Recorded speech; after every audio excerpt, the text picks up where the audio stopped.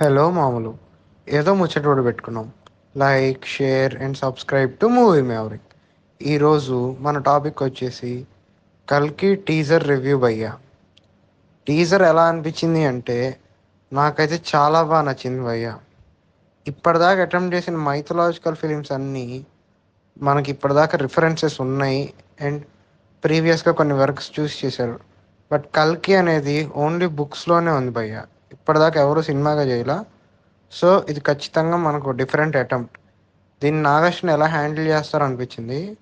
ఇప్పటిదాకా వచ్చిన visual teasers కానీ ఆ పోస్టర్స్ చూసాక ఖచ్చితంగా దీన్ని చెడగొట్టరు, నీట్గా అనేది ఇస్తారు అనిపించింది.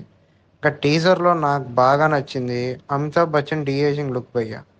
ఇది మన ఇండియన్ ఇండస్ట్రీలో చాలా టైం నుండి ట్రై చేస్తున్నారు. ఆచార్యాలు అంత సక్సెస్ అవ్వాల. విక్రమ్లో కొన్ని సీన్స్ తీసి సెట్ అవ్వక లోకేష్ అది తీసేశాడు. బట్ ఈ షాట్ అయితే చాలా పర్ఫెక్ట్గా ఉంది భయ్య. నేను ఒక పాత అమితాబ్ బచ్చన్ యంగ్ లుక్ చూసా, నియర్ పర్ఫెక్ట్ అయితే తీసుకొచ్చాడు నాగశ్విన్. ఇంకా ఈ సినిమాలో ఎలాంటి విజువల్స్ ఉండబోతున్నాయని చూడాలి.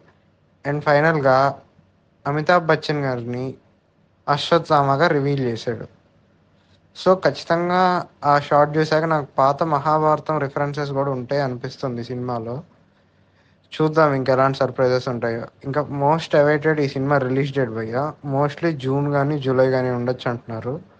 బట్ ఖచ్చితంగా నాగశ్విన్ టేకింగ్ మీద అయితే నాకు చాలా నమ్మకం ఉంది భయ్య.